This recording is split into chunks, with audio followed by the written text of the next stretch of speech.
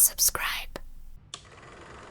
The Angry Ops Guy podcast, featuring Mike and Christina, pushing the ops machine forward no matter the grind. Real talk, real stories, and hard truths from two battle-tested pros.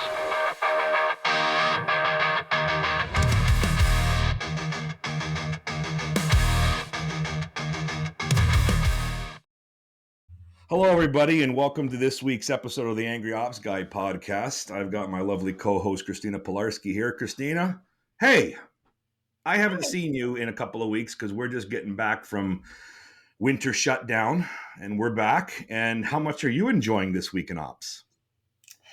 You know,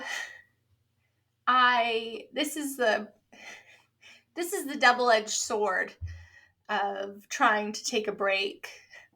I think that I set really good intentions at the end of December to I'm going to do this stuff over the break. I'm going to catch up on these things. I'm going to read these emails. But need to walk away.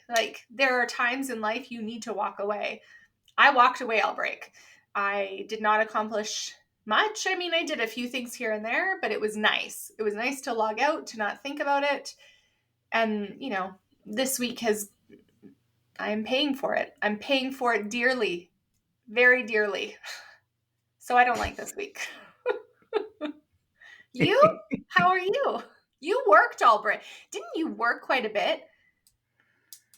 Well, we were off, and we were off for, in parentheses for everybody that can't see us memeing this. We were off for, I guess a calendar week and a half with the way the stats and everything. We gave our team a couple extra days every year at Christmas to kind of exactly like you said, turn your brain off and just, any staff member in operations, especially ops leaders, just that's like the Christmas present that your ownership doesn't give you, is just the thought of unplugging, because that's what every ops person needs, is to recharge.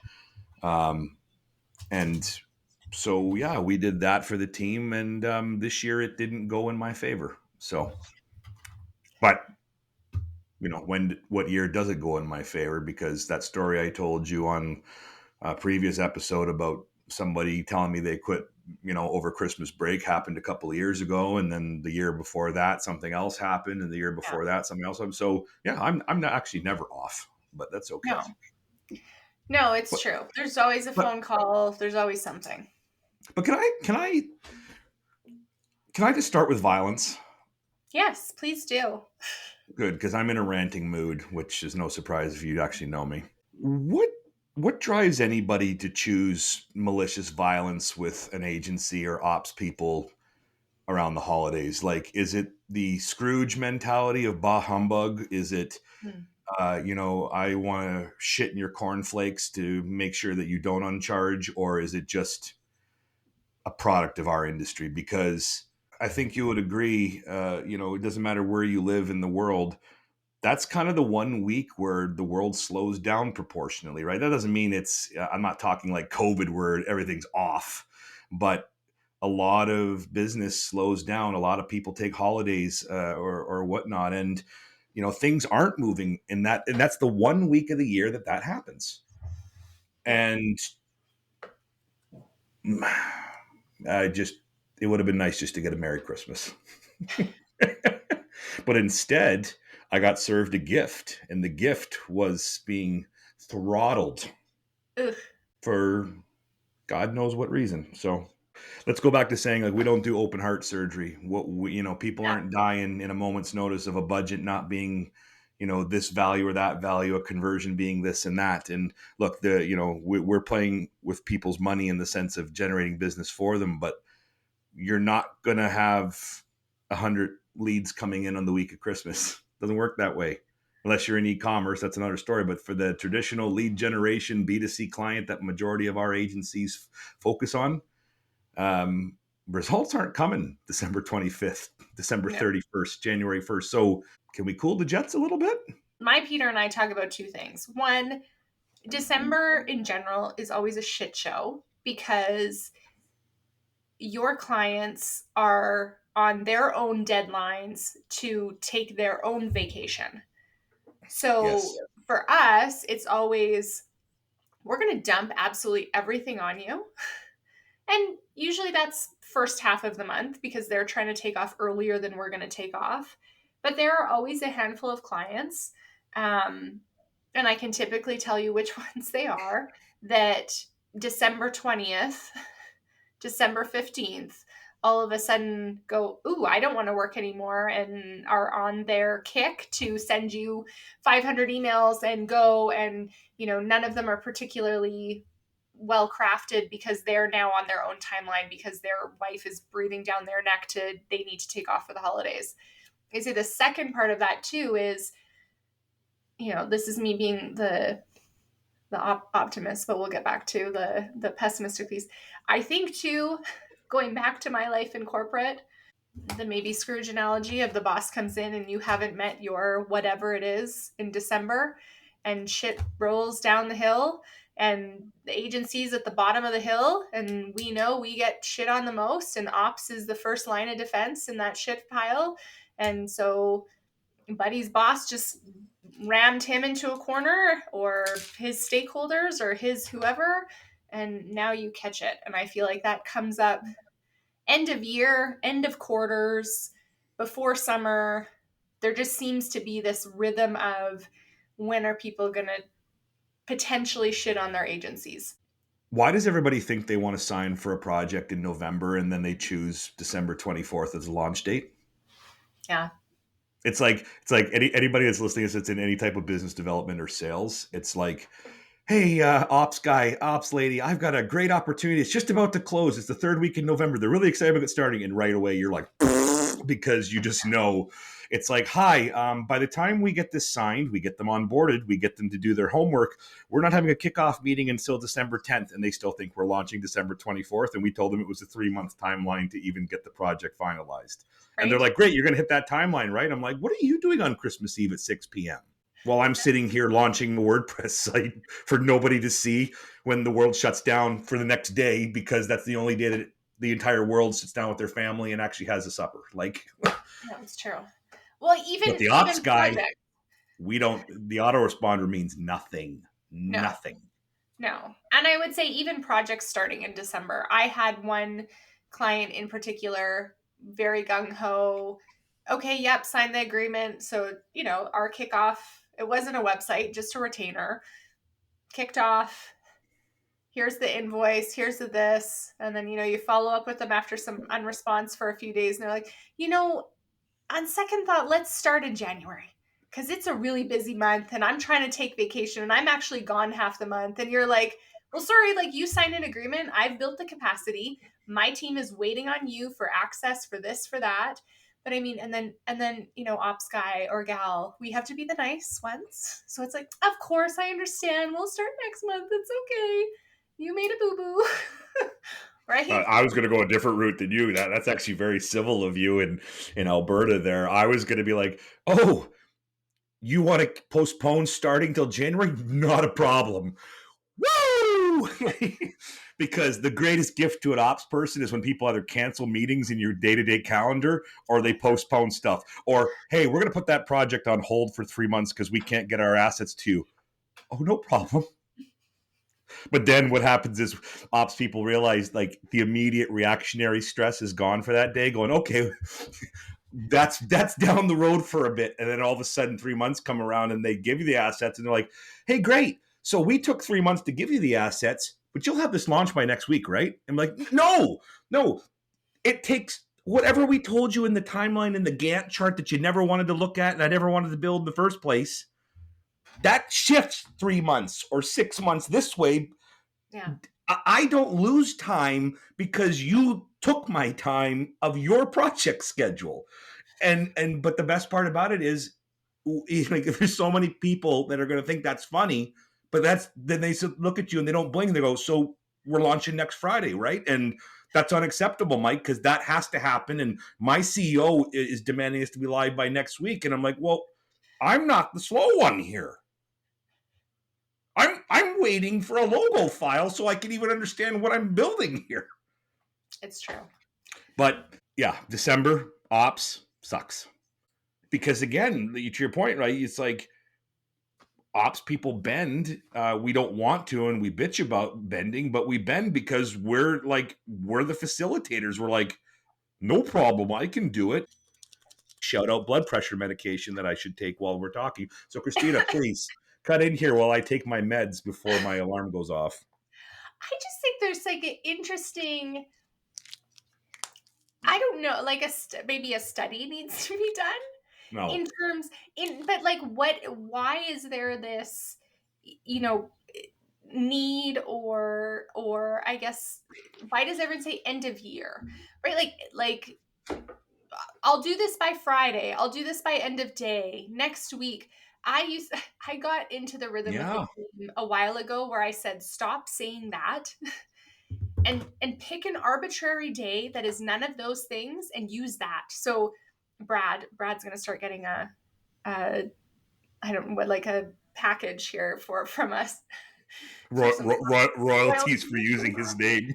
some compensation. But he was great at always saying, I'll do this for you by tomorrow. And it would just get him into a world of hurt. And it's easy to say that. And I always used to say, I used to tell them Tuesday. Buy yourself some time. Just say, I'll get back to you on Tuesday. Like, I don't know if I said, I don't care if that makes sense. I don't care but you need to get into a habit of saying something else. And I think corporately, there is this end of month, end of quarter, and then end of year becomes this, well, if we just had a new website by end of year, then that would change. Like, we're going to revolutionize the world and make people but I do think there is this weird, whatever it is, especially with a website project, that for some reason people go, my big 2025 goal is to finish my website. And so we're not solving it, and we never solve anything. We're not solving anything now, but like there is this natural, whatever it is. So I guess my advice to an IC is, if they start saying end of year, start talking about November or January or something different, because it's true. It's prolific in our industry. We need to meet an end of year deadline. And then to your point, end of year is Christmas Eve. You've come back positive. My mind just went to my advice to ICs. I was going to be like, don't buy a franchise, don't get into digital marketing, don't get into ops, like save your mental health and sanity. Well, Christina was energized by resting and sleeping over the break. I'm The not jaded here. ops guy over here has just chosen to take the fatigue of December 24th and roll it into 2025. I don't know if I've come back optimized or just more like matter of fact about it. Because it's like, I do think this year I will say, like, I don't know. I feel like I came back a little bit on edge in terms of like, I don't want to take anyone's shit. Can we talk about that? You said I came back matter of fact. What does that mean? Like what clicked? What kind of got you mad? What moment did you have of just being present to say, no, you know what? I'm going to try to look at things like this more matter of fact than how you did it December 24th or August 1st last year. I mean, this is not a surprise to you, but December was hard, Yeah. right? I had a lot of stuff going on, new staff on leaves, stuff happening. And Yep.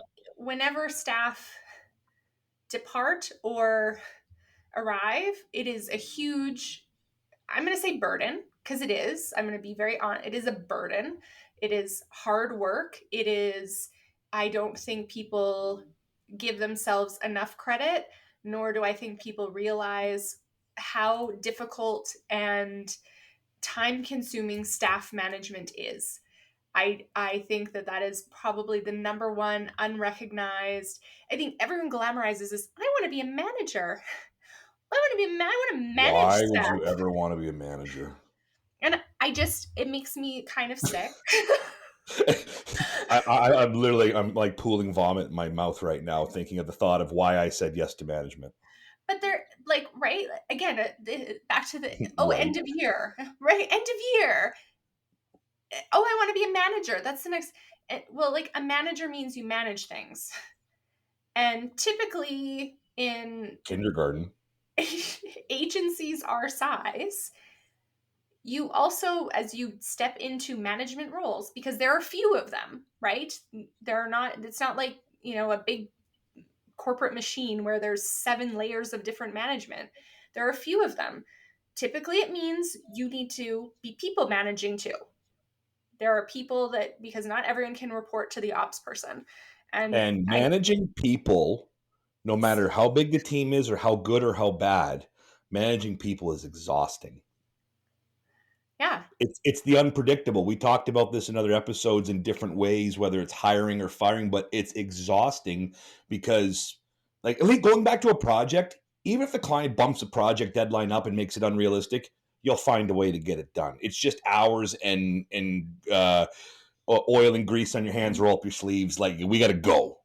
But you don't know what you're going to get day in and day out from the people. And you were kind of talking about people as in staff, but you could even relate it with customers, right? Like, that's the question mark every day is, like, I started this saying, like, do you want to say hello to me today, or you want to choose violence? What mood did you wake up in today? Because, I'm either your whipping boy or I'm the shit stick, one of the two.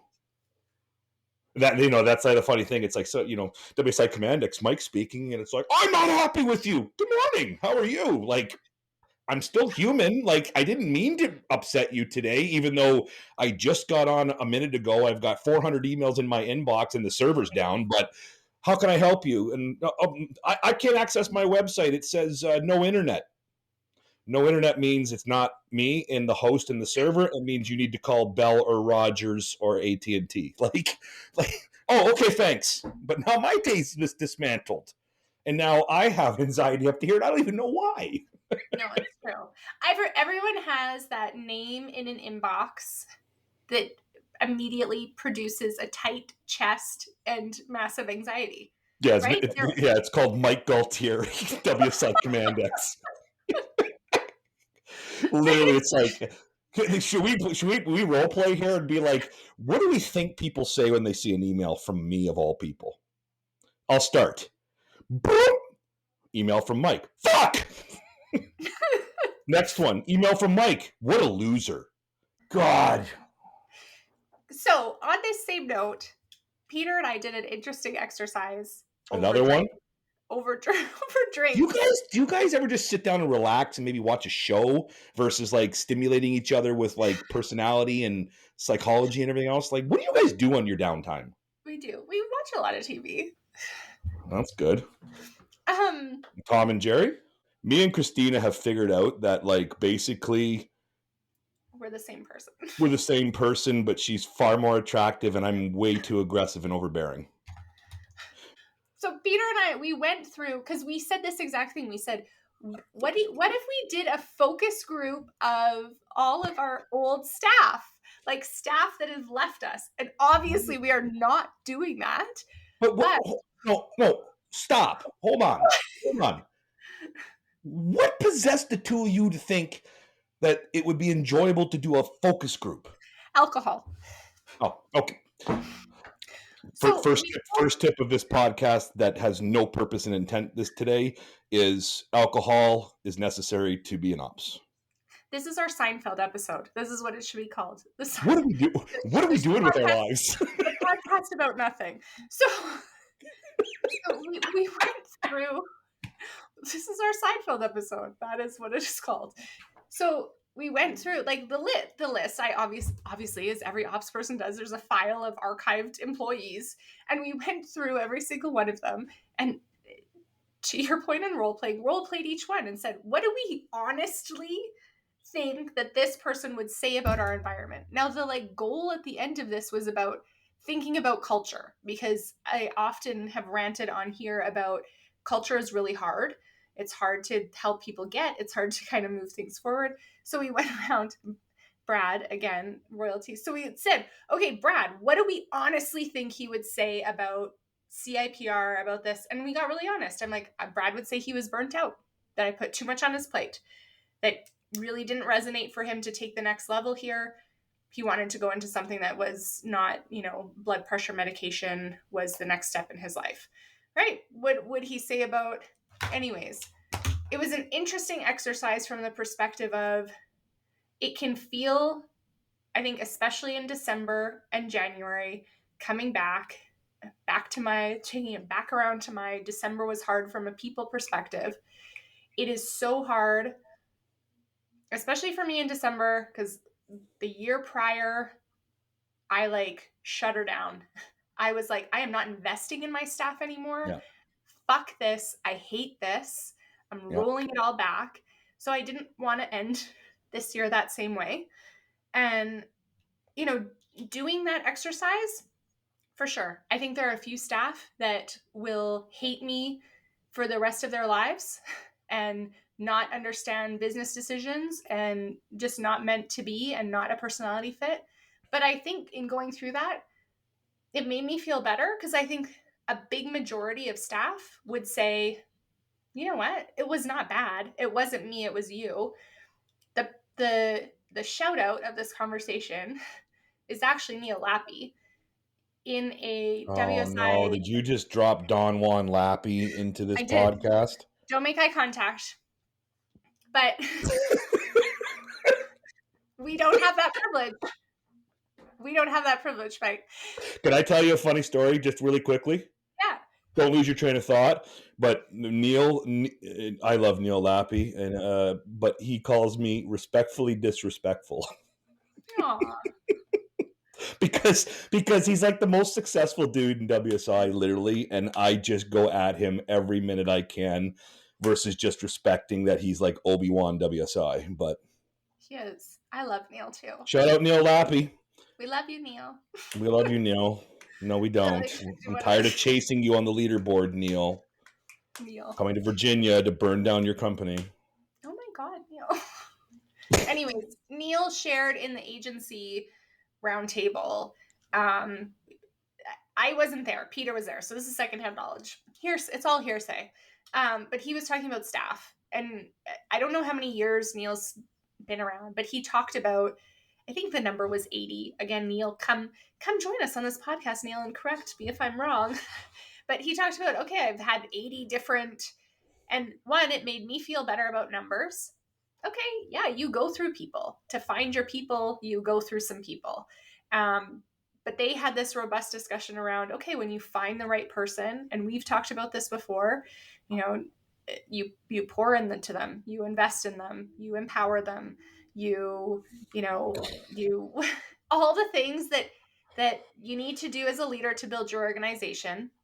So my point here being, one, I often end the year feeling really reflective about the staff component because I often end a year with a very different looking team than I start the year with, and I get hard on myself because of it.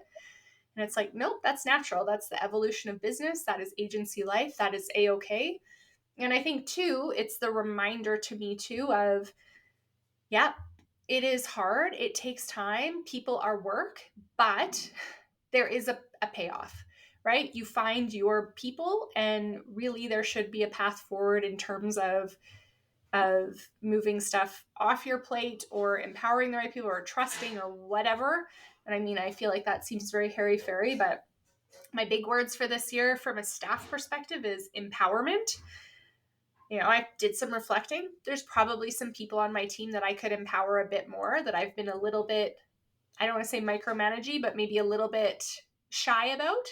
So there's my reflection there. That's our personalities too, right? It's not, Totally. We're not micromanagers, but we want things a certain way and we want them to go, but we got to get out of our own way. I had a moment like that today where I got in somebody's way and I'm just like, empower them to do what they do and get your focus on what you're paid to do now versus what you're paid to do 8 years ago, man.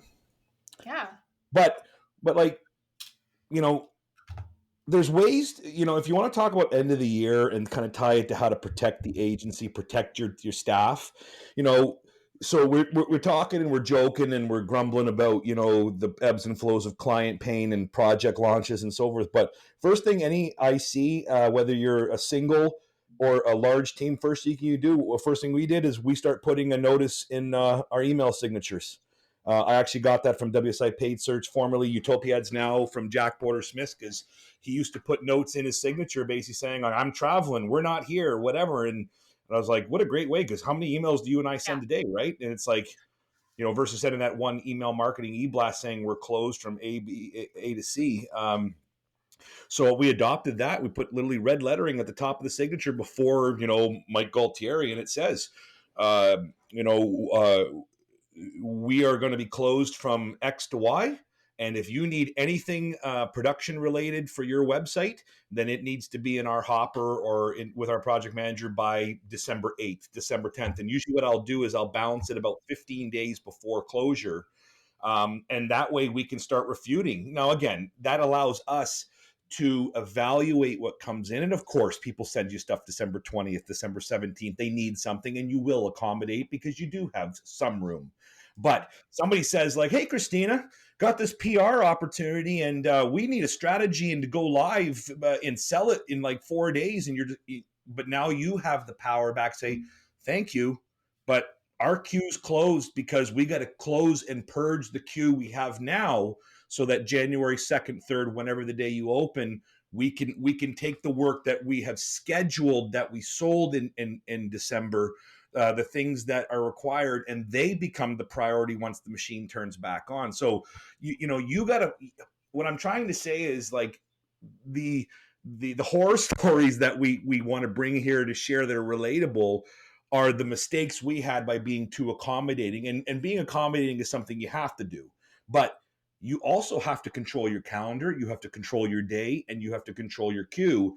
Because if you become too accommodating, then it's Christmas Eve at 8 p.m. and you're still trying to clear stuff out because you don't know how to say no.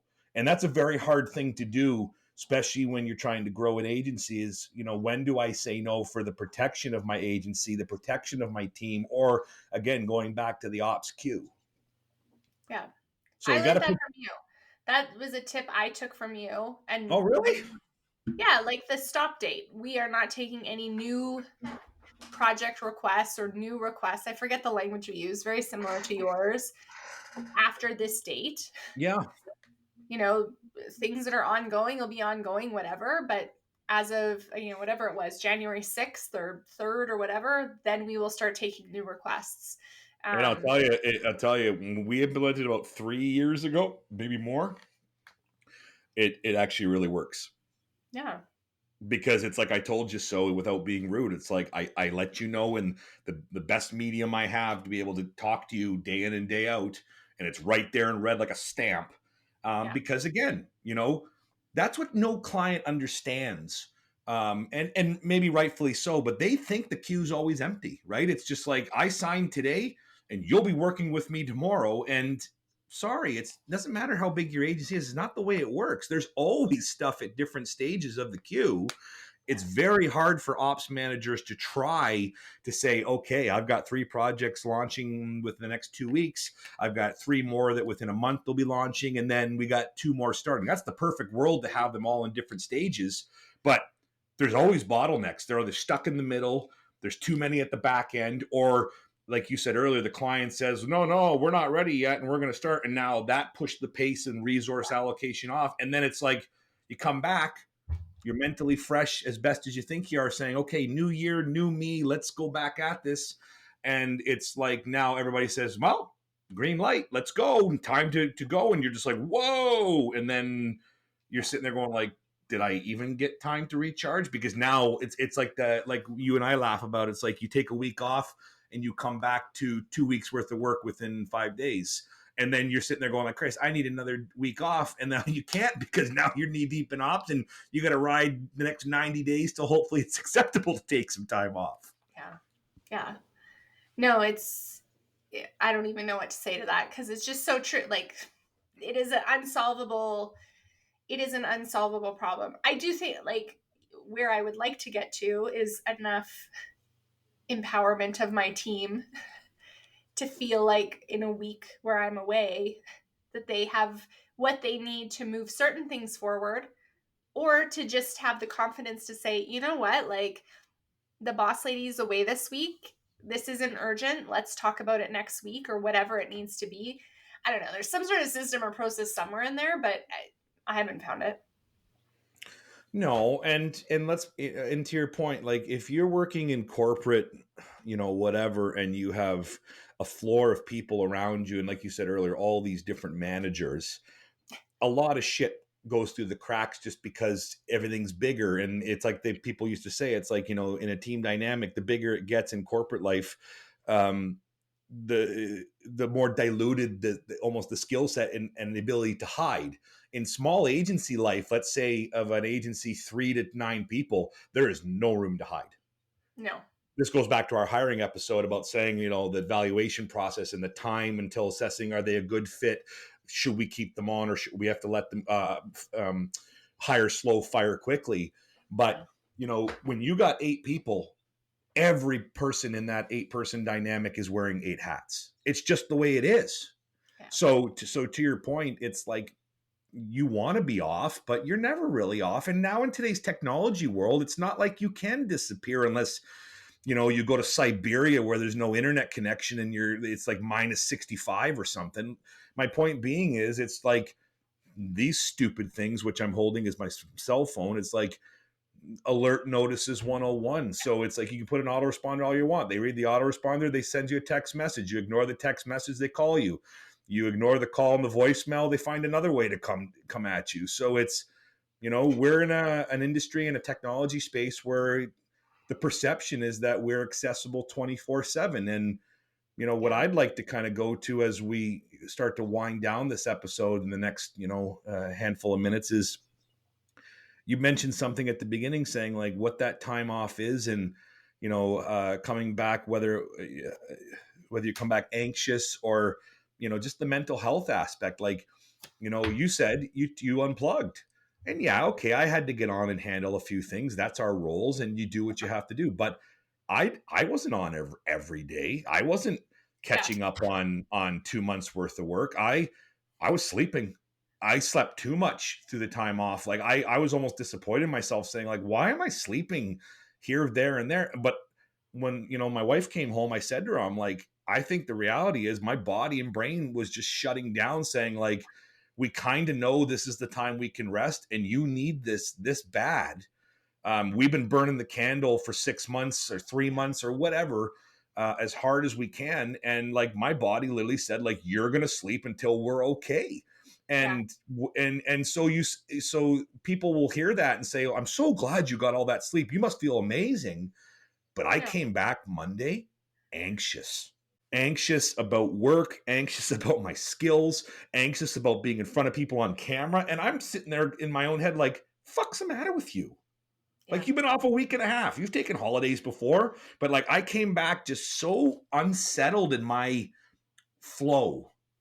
Yeah. I'm better now, 4 days into the work year and that's what I was saying to you on a WhatsApp last night when we were talking about where should we go with this first episode and just how do we catch up. And I was saying is just like, um, it it appears that it almost takes, I'm going to say, at least a week for an ops person or an ops leader to get into the, I call it almost like the callus or the you know, whatever, the, you know, building the callus of or tough skin of the day-to-day of ops, and the intensity that comes with demand and deadlines and Mike, Christina, you know, internally, externally, or whatever. And you kind of got to get that rough skin to be able to take it and absorb it and just say, no problem, here it is. No problem, here it is. But I came back like a freaking child, like vulnerable and just sensitive, and like, don't, you know, don't impact, you know, don't attack me. And I'm sitting there going like, I get attacked all day. What the hell's the matter with me?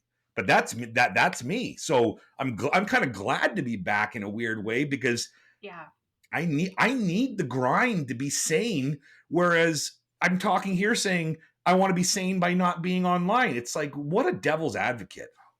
No, but I feel like, because I feel this completely. Like, do you? So I'm not losing my mind? No, because I think, at least for me, I won't put words in your mouth, but I like my inbox a certain way. I like things organized a certain way. I like the notifications at a certain place where I've dealt with things and things are off. And you come back and like, I cannot remember, probably because I blacked it out, when I've had this many unread in my inbox, or this many unread notifications from our project management tool, or from Basecamp, or from, right? Like it just, I feel like it was Tuesday where I was paralyzed in terms of like, What a I don't really, descriptive word that is. I don't really know what to do next. I don't You know don't what, you don't have your flow and your jive yeah. in the way that Christina's an ass kicker every day to push out whatever volume you have to push out that day with whatever hat you're wearing. When you always talk about the fireman, right? Putting out Yeah. fires. And it's like, Yeah. there almost is this, and even before we logged in, it's like, okay, I'm going to move to this client now who's less on fire than the one I dealt with yesterday. But okay, I've whittled down these tasks that need to be done. And so it's just, okay, we've come back. But because the flow is exactly it. The flow was gone. Everything just piled onto it. And so I don't know. I think it is a week. I mean, let's jump back next week and say, do we feel like the week was enough? I feel like I'm getting there as of Thursday. I'm going to have to put in some hours Saturday morning for sure, just to make sure I feel Where you want to be going into kind of the first quote unquote full work week of the year, knowing that yeah. half your clients are still off or rolling slowly to get caught up as well. And also let's be honest, with any business, not just digital marketing, is you go back to December, everybody pushes off meetings, start dates, and everything. Oh, can we start the first week of January? Can I talk to you first week of January? Because they want to push off. And you say, yeah. Because again, we're trying to get to the finish line, which let's say is December 24th. Then you look at that calendar Sunday when you're like, maybe it's time to get through these 1,400 emails that have piled up in the last 8 days. And you're looking at it going like, look at my first week back. Because what I'm saying is, I'm faster when I'm tired and I've been working for 3 months, even though you would say, well, Mike, your brain's probably mush. It No, is, but I'm going. yeah. Those first 2 days, I'm foggy. Like I'm not at that. The only way I can describe it to you is like, I'm not at that intensity that I know I can work at. And Yeah. that intensity for me is my beating drum of like, I'm making a difference. I'm progressing. I'm helping people. I'm pushing stuff out. And when I can't get that RPM at the level I want, I said it to you last night, that RPM, I am very, very frustrated. So, I got to slow myself down and just be like, okay, Mike, you're human. Try to get some stuff out today. Write it down on a list, what you got done. And all of a sudden I'm like, shit, I thought I was useless today and I got 14 things done. Right. You know what I mean? Like sometimes you just got to accept that it's like, you're not going to have that ops day where you got 175% of the stuff done every day. We think we can be like that, but it's not sustainable. It's not realistic. And you're going to burn out even faster than you did doing it the way you did before you went on holidays. Well, and you have a good lesson there in terms of like the calendar, because that is half my problem this week is my calendar is a gong Overload. show because of everyone who in December, first week of January, let's do the first week of January. We'll do it. And you're like, okay, great. That like, I will never do that again. Right? Maybe I'll tell a quarter of the It's almost people. like you block the first 2 days off right away and just be like, nope, leave me alone. I'm literally Yeah. going to spend, Monday morning from 9 to 11 going through my inbox. Then I'm going to go through my server. Then I'm going to go talk to my team. And that's the first day. And respectfully, that should be the first day back. If you're sitting there going like, can you get this evaluation out or get this campaign live day one? Again, there's something wrong in your process or the expectations you're setting for yourself, your team, or your agency. Going back to what we said ironically at the very beginning of this episode, is like letting that client or who's paying that money dictate your calendar of time.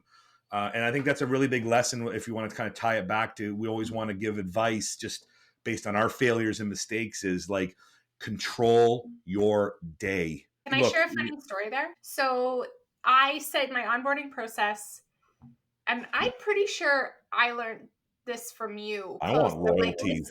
Screw Brad. I want royalties if you're taking all this stuff from me. No wonder. Did you hack my SharePoint? No wonder I'm missing some of my stuff. I was gonna say listening to you at convention before I knew you. Because now I don't listen. God, you listen to Baby Huey present in the ops track. I remember that. And so I instigated pretty early, like the 24. We'll get back to you in 24 hours, not with a Oh, Right, SLAs. Karen? Yeah, yeah. Right? Like, we will give you the timeline. So we have a 24-hour rule.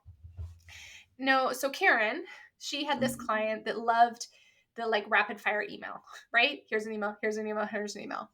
Karen, love Karen. She would reply right away, all the time. Right, here you go. So there's this afternoon, she's in a meeting, long meeting, strategy session. I think it was like a website project, so website build, initial kind of conversation. This client had emailed her 5 times during that meeting. Last email was, Karen, are you okay? We're thinking of you. We're sending thoughts and prayers. We're really concerned that we haven't heard from you. This is all within the course of like 2 hours, right? But they are so used to hearing from Karen immediately that they have now on the 5th email said, thoughts and prayers. We think you might be dead because we haven't heard from you. So to your point, so she emails back, she's like, are you fucking stupid? Like, I'm fine. Just like relax over there. Fucking stupid. Except nicer because Karen is just a saint from above. But my point there is, 1, protect your own time, like you've been saying. But 2, as an ops manager, you have these levers to attempt to set your team up for success. So day 1 with a new client, I tell them 24 hours response time, no meetings on Friday. I tell my staff, it is up to you to protect that time because they're going to email you. And if you email them back in 30 seconds and drop what you're doing in your queue, they think that that's how fast you're going to get back to them all the time. Sometimes maybe you will, sometimes you won't. If you let them have a meeting with you every Friday because you're not protecting that time, well, sorry, I tried to set you up for success there. I've allowed you these 2 things that you get to manipulate and do. It is up to you to protect your time. So like ops, protect your time, but also like give some mechanisms for your team to protect their time. Or you'll And get like the first mechanism you can do for any team member is to tell them that reactionary responses, thinking that speed to lead in the sense of response is the way to go. That only works if you're doing hosting support or IT support when they want almost immediacy of engagement. But if you create a culture as a manager or as an ops leader that is like respond now, that becomes the standard that your clients expect, and you've given them an inch and they will take a mile. So again, in the sense of control, power, respect, is you have to dictate the pace of how you will respond, the expectation of when they will get stuff, because they need to almost be nurtured, is probably a good word, of how to work with WSI or CIPR or any other agency. Because otherwise it will be, hey, Christina, it's 11 o'clock at night and I saw you responded to me at 10:45. So here's the next updates. Thanks. I want an update in the morning. And you're like, are you out of your mind? But you set that expectation because they think you're online all the time. Or now in today's world, hey, client, I'll give you my WhatsApp. And they're just going off while you're watching a movie with Peter. And you're like, sorry, hold on a sec because this client wants this and that. You're like, why are you messaging me at 10 o'clock at night? I would never message you at 10 o'clock at night. So rookie again, I don't mistake. work. I did it this week. I was Did emailing you? a client at 7. Rookie mistake because I was trying to catch up. I never am online late at night. Boom. She saw me email, phone lit up. There she is, wants to talk. So again, another small tip, guys. Everybody works in the evenings. Everybody works Saturday morning in ops to catch up, like Christina was saying, is spend that time at 10 o'clock at night if that's your time after the kids go to bed and you can finally focus on admin. Write them all and stick them in draft. Yeah. And then Put a go schedule. first thing tomorrow morning at 8 a.m. Read them. Make sure you didn't have blurry-eyed "I hate you" client. And if they're good, send. Because, and I always like to shout out my Peter. You know, Peter has always said to me, he goes, what really is going to change or make a difference between 11 o'clock at night and 7 o'clock in the morning? He's absolutely right. Yeah. Nothing other than expectation that I'm there, I'm accessible, and then you can put your finger on me and push me down because I work for you, because you're paying my agency money. No, there has to be a balance between work and life and the communication cadence of what we're going to do. But this could be part 1 of part 3 of a 3-part series on this topic. And I got stories about things that happened before Christmas that I could make you laugh about for maybe another random episode. But we got to start wrapping this up today. So a few things that we're going to add in here and improve really quickly is, first off, I want to shout out to our WSI buddy and colleague, Gerardo Carrick. Gerardo Carrick has, anybody who listens here that knows Gerardo has his own podcast called Embracing Change. And Gerardo was very kind when we first announced that Christina and I wanted to do this initiative. He immediately wrote to me and said, I have my own podcast. I'm so excited for you. I would love to have you on to help you promote and help me extend your audience. And so Christina and I took him up on his offer, and we had a great time with him and some fun stories. And he just released our episode on his Embracing Change podcast, and some great stories and some fun there. So if you're looking for another podcast that's around the digital space, AI, how things are moving and so forth, go take a look at Embracing Change on Spotify, Apple Podcast, and a big shout out to Gerardo, and thank you so very much for having us. And also, Christina, we got to start doing a better job of plugging our own shit. So, first off, you're going to tell us where to find your other endeavor outside of CIPR, because I don't have any new episodes yet. It doesn't matter. Okay, so I'm going to do it for you since Christina's sheepish all of a sudden. Is anybody who's paying attention here, Two Babies and a Business, Christina's other podcast. Christina, can you give us a quick 20 seconds what it's about if anybody wants to go follow and take a look at a different medium than this? Yeah, I talked to some really cool women in business, and we talk about how we don't juggle it all. There's our timer, Mike. It's over. It's over. Sorry, everybody. That's my blood pressure medication. A reminder that I have to take another one because I'm still fired up. But go take a look at Two Babies in a Business as an alternative podcast. A really cool theme, very female-centric, empowering, and how women are balancing being moms while being ass kickers in careers and business owners. So take a look at that.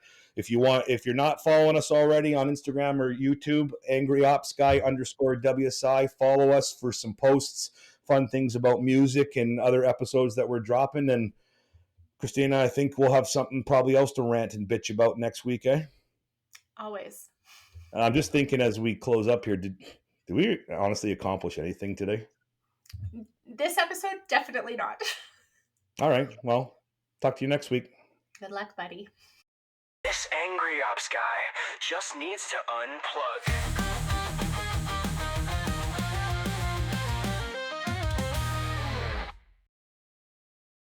Here we go again. Did you watch The Substance yet with Demi Moore? No. Is that the thing that she just won for? Yeah. No, I haven't watched it. Is it all like right? the not that I'm like the hotter version of you, but it's like she's got this young, hot version of herself, and I hope you're the hotter version of me. Jesus Christ. Anyways, you should watch it.